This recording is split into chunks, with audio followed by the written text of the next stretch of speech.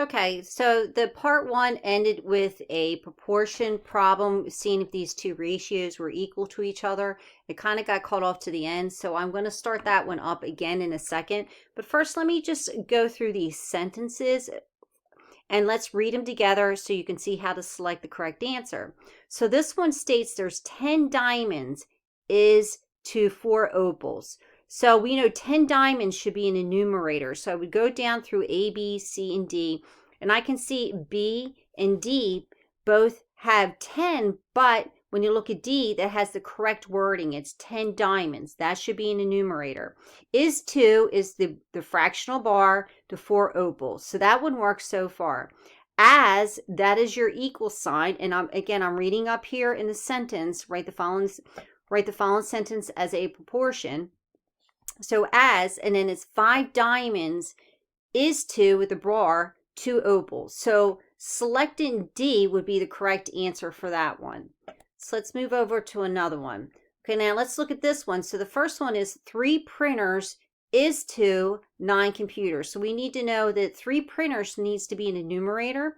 So we can see that A and B, A, C, and D is that way, but however, only C and D have 9 computers in the denominator. So C and D meets the criteria so far. As, which is our equal sign, and the next one is 1 printer. That one must be in the numerator, so that eliminates C. So our correct answer would be D. So 3 printers is to 9 computers, as 1 printer is to 3 computers. So let's try this one last time. So now let's look at this 1 1/4 cups of flour. So I start looking through A, B, C, and D. And I can see so far that B, C, and D meet that criteria, is to 36 cookies. However, that eliminates B because not 108. So now we're at the C and D.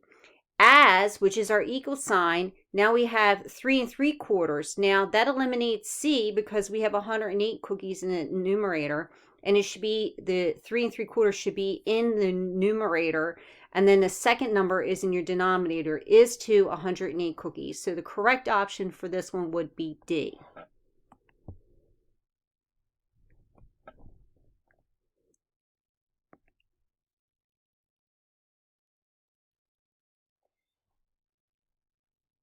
Okay, for this one now, this we did in the previous video, and this is where you're determining if these two ratios are equal to each other, and you're using a cross multiplication method, and you're going to just go ahead and determine your answer and then mark whether it's true or false. But I want to move on to the one where I left off, which is this one right here. So let's go ahead and try this one again. So let's go over to our whiteboard, and here it is. So let's try this again.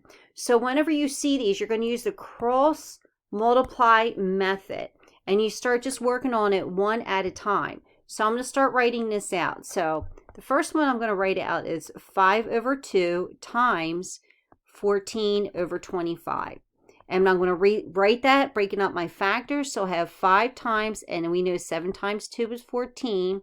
And then 2 times, and we know 5 times 5 is 25. And I see what divides out to 1. These do, and then these do. So that leaves me with 7 on the top and 5 down in my denominator. So that's my answer for that first cross multiplication. Okay, now let me go ahead and start working on the second cross multiplication. So the second one would be 42 over 5 times, and then I have 1/6. I'm going to break that up. I'm going to break this up as 7 times 6 times 1. And then on the bottom, I'm just going to keep my 5 and 6 there. I'm going to leave it alone because that way these 6's will divide out to 1. And then on the top, I have 7 times 1, which is 7. On the bottom, we have a 5 remaining. So this right here, looking at these two ratios, that is true because both of those cross multiplications equal the same value. So we have 4 problems here, proportions. We want to see if these ratios are equal to each other. But with these particular 4, you could see the letter X. We're just going to find the unknown. And you'll do this on your test and your quiz and your homework also. So let's go ahead and just start with the first one. But no matter which one you're working on, we're always going to use our cross multiplication method for all of these. So we're going to do that on down the line for each one. So there's 4 of these we're going to solve. So starting with the first one, if we have 15 times x, we know that's 15x equal to, and then we also see that 8 times 6 is 48. And from this point, all we have to do is divide it out to 15, get that reduced down to 1, and 1 times x is just x, and what you do to one side, you must do to the other. So the answer here would be x equals 3.2. That's solving for the unknown. Now down to the next one, again, oops, sorry about that. If we have 21 times x, we know that one is just 21x. And then 14 times 3, when you plug that into the calculator, you should have a value of 42. Now to get the 21 off the x, we just divide it out. We knew that reduces down to 1. And then what you do to one side, you must do to the other. And when you plug that one into the calculator, you should have a value of 2. So these ones are easier. So the same thing, keep working our way down. X times negative 30 would be a negative 30x. That's equal to, and then 15 times 10 is a value of 150.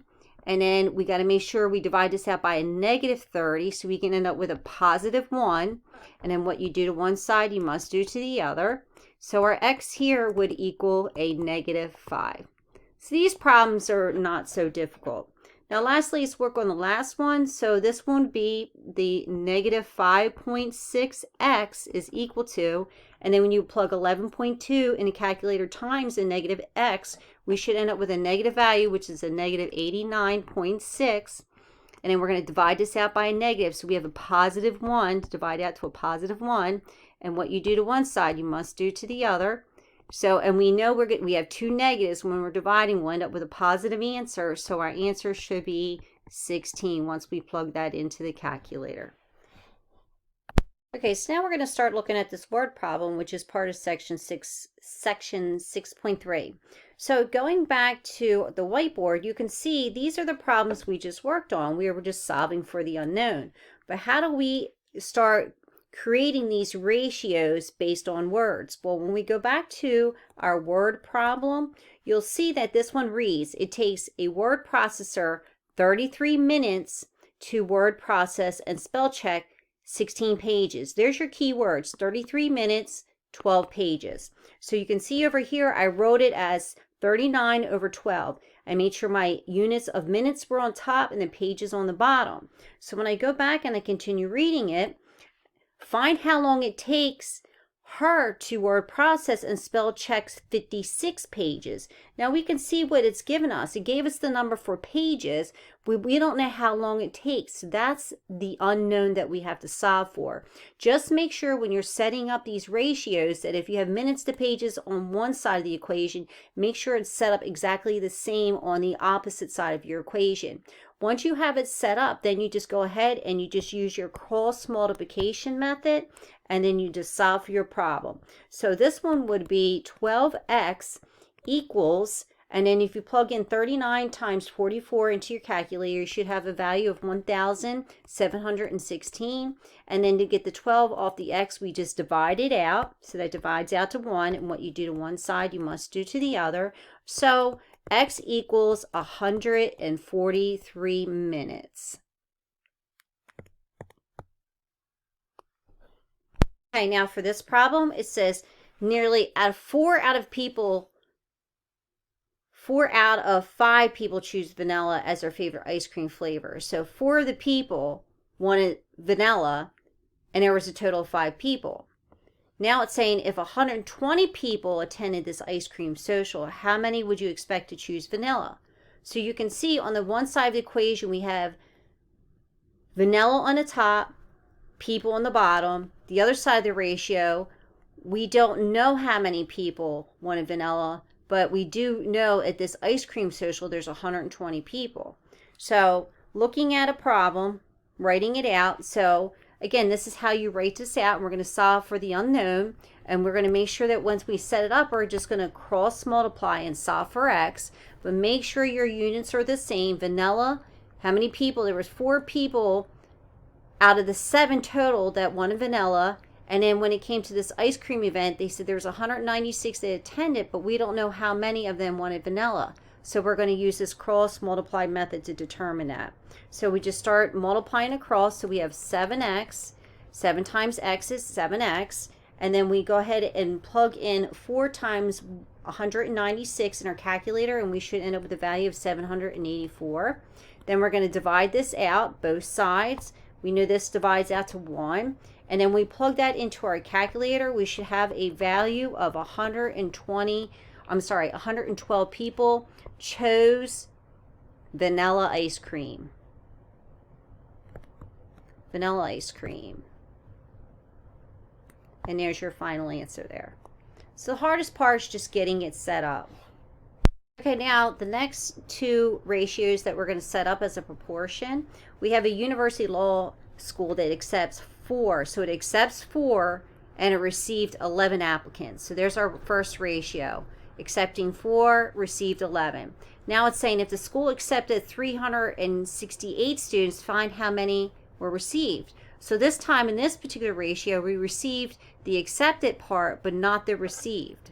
So if we go ahead and take a look at our whiteboard, we have this set up. So 7 out of 13, 7 were accepted, 13 received. The other part of the ratio, they're telling you how many were accepted, but they're not telling you how many were received. So this is what we're going to use cross multiplication here to determine how many were received. So 7 times x is just 7x. And then when you plug in 13 times 567 in the calculator, you should end up with a result of 7,371.